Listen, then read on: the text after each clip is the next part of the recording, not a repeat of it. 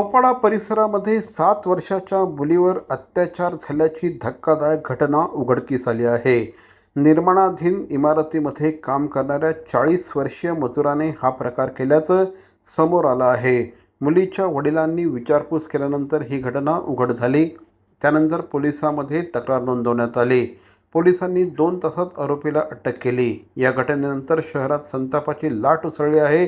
महिला आघाडीने कठोर कारवाईची मागणी करत परप्रांतीय कामगारांची नोंदणी सक्तीची करण्याचं निवेदन दिलं आहे।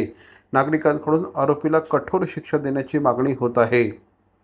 ठाण्यासारख्या सुसंस्कृत शहरामध्ये काल संध्याकाळी रात्री 8 वाजता जी अत्यंत घाणेरडी घटना घडलेली आहे। 7 वर्षाची मुलगी आणि त्या 7 वर्षाच्या मुलीवर एका नराधमानी 40 वर्षाचा तो इसम त्या नराधमानी तिच्यावर दुष्कृत्य केलं आणि त्या ती मुलगी जखमी झालेली आहे। खरोखर हे अतिशय घृणा वाटते असे एक प्रसंग ऐकल्यानंतर। आणि आज दररोज हे असे प्रसंग घडत आहेत। आज महिलांचं आणि मुलींचं जीणं खरोखर हराम झालेलं आहे।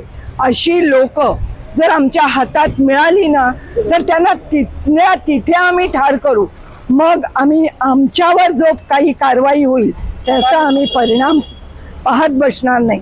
पण आज जी या मुलीच्या बाबत घटना घडलेली आहे अत्यंत दुर्दैवी आहे। या संदर्भात सगळ्या लोकांचा ठाणेकरांचा अतिशय संताप झालेला आहे। आता आम्ही या ठिकाणी नौपाडा पोलीस स्टेशनला निवेदन द्यायला आलो। साहेबांना आम्ही एकच रिक्वेस्ट केलेली आहे की ठाणे शहरामध्ये जे आज एवढी निरनिराळी कन्स्ट्रक्शन चालू आहेत या कन्स्ट्रक्शनवर जे कामगार येतात ते परराज्यातून येतात आणि परराज्यातून आलेल्या कामगारांकडूनच ही अशी दुष्कृत्य होतात। त्यामुळे कमीत कमी पोलीस स्टेशनला या कॉन्ट्रॅक्टर लोकांनी त्यांच्याकडे जे कामगार असतात त्यांची संपूर्ण सगळी माहिती या पोलीस स्टेशनमध्ये जमा करावी, एवढं त्यांच्यावर बंधन घाला असं आम्ही पोलीस स्टेशनला आज साहेबांना रिक्वेस्ट केलेली आहे।